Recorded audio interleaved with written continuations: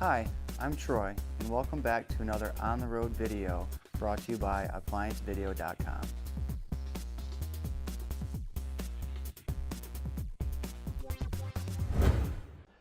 Today we're working on a Whirlpool dishwasher that initially had a complaint of not draining.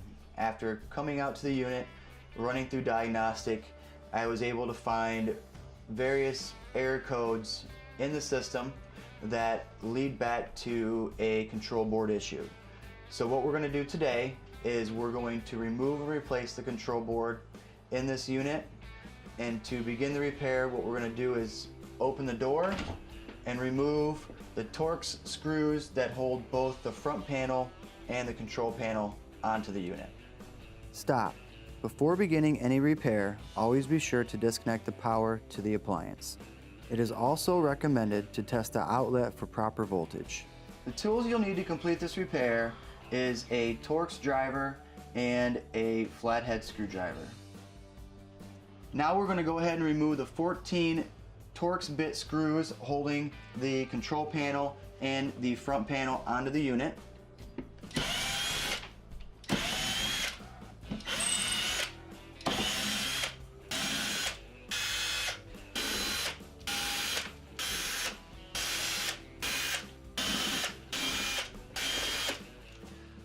With all the screws removed, we're now going to remove the front panel and the control board from the unit.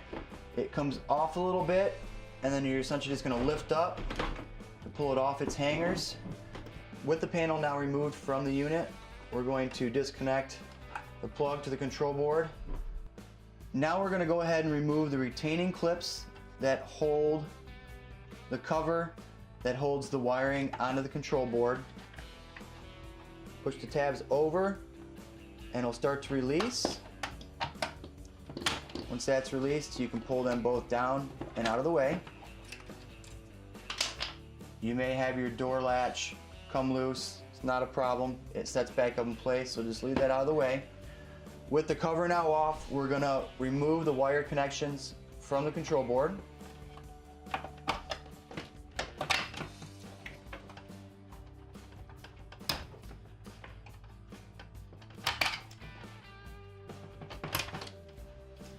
With your wiring all removed from the control board, up at the top there's a plastic tab that is right here.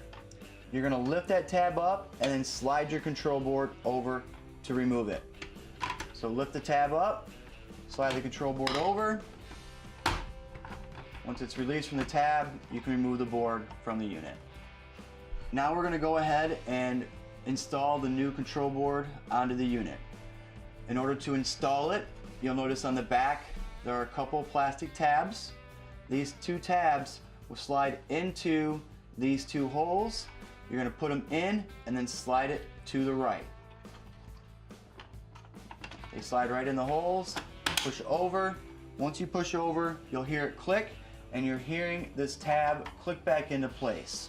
With the tab back in place, we're now going to go ahead and continue to reinstall the wire connections to the control board so we can put the panel back on and finish the repair.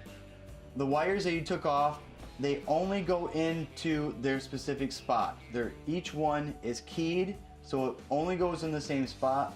If you are unsure, you can go ahead and, before starting the repair, take a picture of where they go so that when you put it back together, you'll know just where to put them.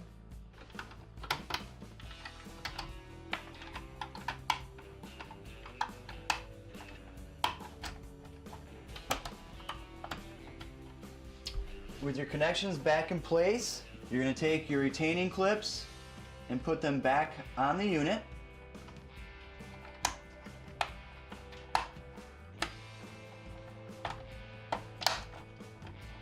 Once you have the covers and retaining clips back in place, we're now going to put the door latch back in position if it came loose. It'll set back in place. With it in place, we're now going to put the panel and user interface back on. Plug in the plug that goes to your user interface. With that plugged back in, just as when you took it off, it hangs on a few tabs down towards the bottom. You're going to pick the unit back up, set it back over the tabs, slide it down into position. Once it's back in position, you can hold it in place. What I'll do is I'll tilt it down and keep my knee under the bottom of it to hold it in place. Once you have it in this position, pick a couple screws on each side and put them in place so it'll hold the panel and user interface in position. So now I have a screw on each side that'll hold it in place. When you took the screws out, you probably noticed that you had 4 longer screws and 12 shorter screws. The long screws go along the top of the door and the shorter screws go up and down each side. I'm going to go ahead now and attach the longer screws to the user interface to secure that in place.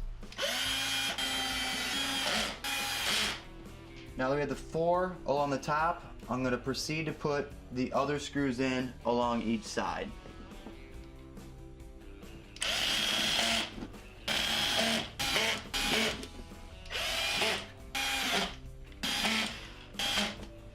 You can go ahead and close the door and run a test, and that'll complete your repair. Thank you for watching another quality repair video brought to you by ApplianceVideo.com.